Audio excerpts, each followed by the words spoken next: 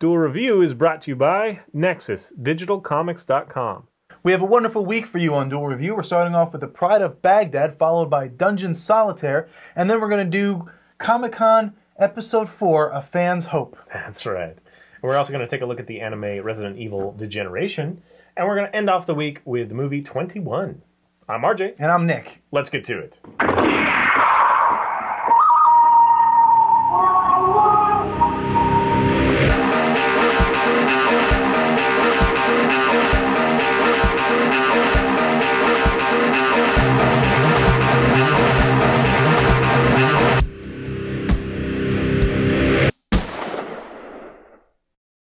Welcome to today's show. It is the 28th, and we're going to be taking a look at the comic Pride of Baghdad. That's right, which was written by Brian Vaughan and illustrated by Nico Henrikon. Henrikon? And there it is. There it is.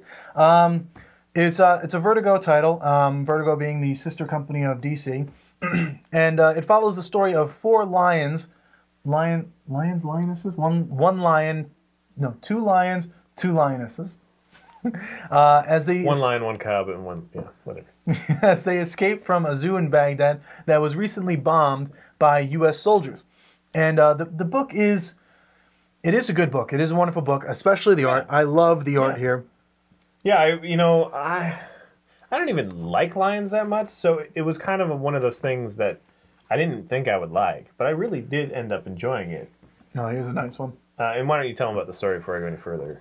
So, well, that's pretty much it. They're kind of blown out of their more or less prison, and it really touches upon the idea of freedom and what it is to be free. Right. You have the four lions. You have excuse me as I look down. The old matriarch, the new matriarch. You have the patriarch and the cub. So you have Zil, who is the alpha male. Then you have Safa, who is the old lioness, and it's known that it gets told that Zil and Safa are mates, sort of. They've mated. Then you have Noor and her cub Ali. Yeah, I think that's the only, and I'll just interject right now because I think that's the only part that's like ew. Like they have like lion rape. Like if you don't want to see lion rape, but right. Obviously it's one of those things where you can plug humans into this story, right? And it says a lot of stuff. And the fact about that lion rape or lioness rape really. Safa was raped, and she covets her position in the zoo because A, she's protected, B, she gets fed very well, right? So she doesn't really want to escape. Whereas Noor is like, I don't know what I've only been in the world. She's the new generation, right? And she wants to live out in the wild. She wants to be the animal that she's supposed to be. She wants to be proud, and so it really kind of moves back and forth between those two ideas. All the while, Zil's over there taking a step back, and he's like, he's more or less a moderator. Whoa, stop fighting. We need to figure this out. We need to do this. So he's not even worried about freedom. He's worried about survival, which is interesting because you get all these different viewpoints. Plus, you have. But he also has this, as lions, the male lions usually are, they're kind of the fat and lazy kind of. Right. On the sidelines. Yeah, I'm not going to get involved. I'm not that. But at the same time, he has the control, like ultimate control. So it's really a beautiful commentary, I think, on human civilization. What can happen to people, when they become institutionalized in a sense, where they've been oppressed for so long that it's now safe, and it's like the alternative could be much worse. So I'm happy here. Right. Whereas the new generation is pushing forward, and the youngest generation, the cub, doesn't understand anything. Right. And so it is a really beautiful and. It's a little I don't know. At the very end, the Americans, that whole thing. That's a little heavy-handed, but it's it's an accurate commentary. There's a lot of heavy-handed stuff in here. There's some really cool battle scenes. It's one of those things that I think is accessible to people because it's about lions. Yes, and they can read through it and then be like, oh, like I got it. Right, and this is okay. So before I get into all the great points, one of the issues that I have is. It touches upon these great topics, but it doesn't go very much farther than touching upon them. It doesn't, it'll ask the questions, but then it'll leave you. And this is what I like about it, So I don't like the fact that it how do you say that? I don't like the fact that it only touches upon it, but I do like the fact that it asks the questions that leave you asking it when you walk away from the book. So when you walk away from the book, you have so many other questions. You're like, what about this? What about this? What about this? Yeah, if I may, I know that some people are going to probably be like, what? But Schindler's List to me is a very kind of glossed over kind of like, it's not very deep. Like, obviously there are heartfelt moments and it's like horrible things are happening, but it's nowhere near as horrible as it really was. Like, if you want, and I don't really recommend this to anybody, but there's a movie called Night and Fog that has actual footage of what the Germans were doing and all that stuff. You realize how Schindler's List is like a friggin' child story compared to what really happened. Yeah. But because Schindler's List was out there, people, you know, it reinvigorated people's interest in that, so we don't forget it. You know, it's very important to raise these questions, but it meets the mass. You know, it reaches the masses. Like, lots of people won't watch the heavy stuff, but they'll watch the stuff, you know, like this. They'd read a cute story about lions or whatever, when they might not watch, you know, read something about Muslims and terrorists in Afghanistan and American troops, and you know what I mean. Like, it's a light-handed approach to ask the important questions. Right. So you're very spot on there. Yeah, it's a wonderful medium to get you thinking. And while I wouldn't suggest, and I like Schindler's List, by the way. Yeah, well, of course. What was I saying? Well, I wouldn't recommend this really for the younger generation because there is a lot of adult themes in here. It is definitely accessible to them. Lions, but yeah. I mean, if you're going to the comic shop to pick up something for your kid and you see a bunch of lions, you better check it out first. If it's Pride of Baghdad, I would suggest waiting until they're a little bit older. But yeah, it is a really good book. It's gotten a lot of great press. I don't know if I told you it came out in 2006, which I thought came out early. I mean, more recently. Yeah, I would have thought so too, but I guess not. That's an appropriate time. You know, the bombing happened in 2003. After, so, or 3 years in. Yeah.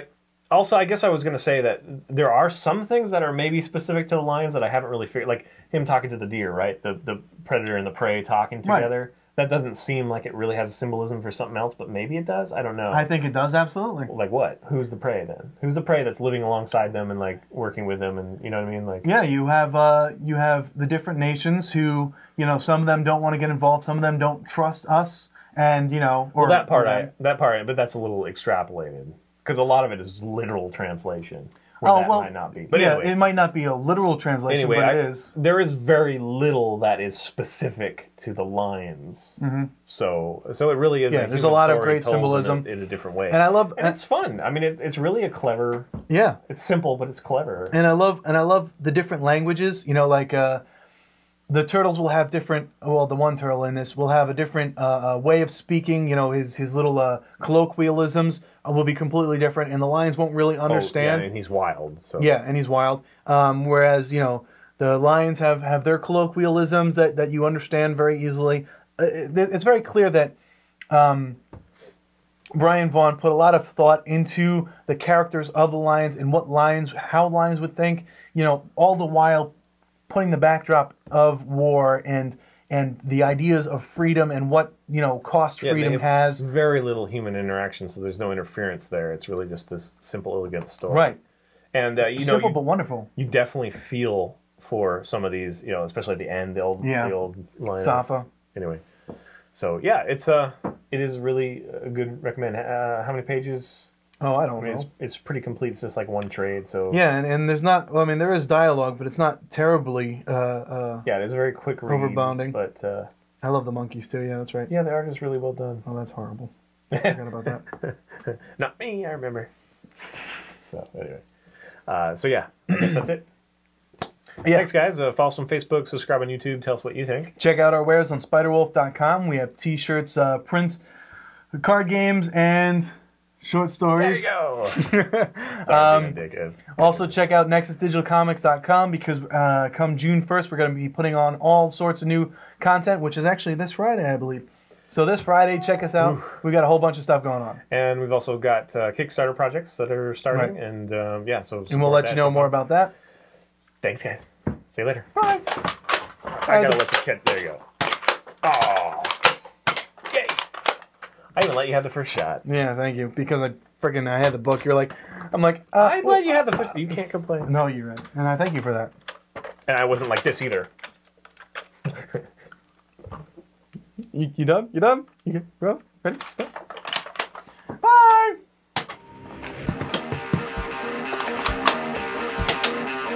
That's a kill shot! Next time on Duel Review, it's Dungeon Solitaire. So, fun fact, this shirt has been in my family. I got these sleepers too. For over a decade. My father had this shirt, and my brother Tim stole it, and then I stole it from my brother Tim, and it's still in like perfect condition. I love this shirt. So if my brother Tim's watching, he's like, that used to be mine. And then my dad's watching me like, that used to be mine. Far too pastel. I was thinking, if we take off and we become like journalists, and we go to like these Comic Cons and we can interview people, we should totally like ask these really stupid questions, you know, and wait for the feedback. Boxers of Bruce to a girl. Well, I was thinking like if we were to interview the Avengers, you know, the cast of the Avengers, you know, be like, excuse me, Tony Stark. You mean Robert Downey Jr.? No, Tony Stark. Does your armor have like a P function? Like, is there like a filtration system? How do you use the bathroom in that? I could do that to Robert Downey Jr. I could. And then you can go to, okay, Thor. If you and Aurora Monroe, aka Storm of the X-Men, had a child, right, how awesome of electrical abilities would they have? And then, you know, I imagine he would be like, oh, well, technically, she controls the weather. And you spent a lot of time alone as a kid, didn't you? Yes. That was a jerk thing. But, you know, something like that. Yeah, it would be funny. To actually talk to their characters would be fun. Yeah. And then we can write up our little essay, you know, explaining that, you know. Well, you can do that. I'll do that. But it'd be really funny if like there was like a whole bunch of us in the audience. So it's like, excuse me, Nick with Next Digital Comics. No, we heard enough of you. Sit down. You yeah. Gods defecate. RJ from Nexus Digital Comics. Oh no, not Nexus Digital Comics again. Okay.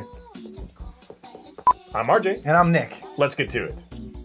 I'm so glad we didn't screw that up. So glad we didn't screw that up. You want to do it once again just in case? No! Okay. Why? Just asking. Why would you ask for punishment like that?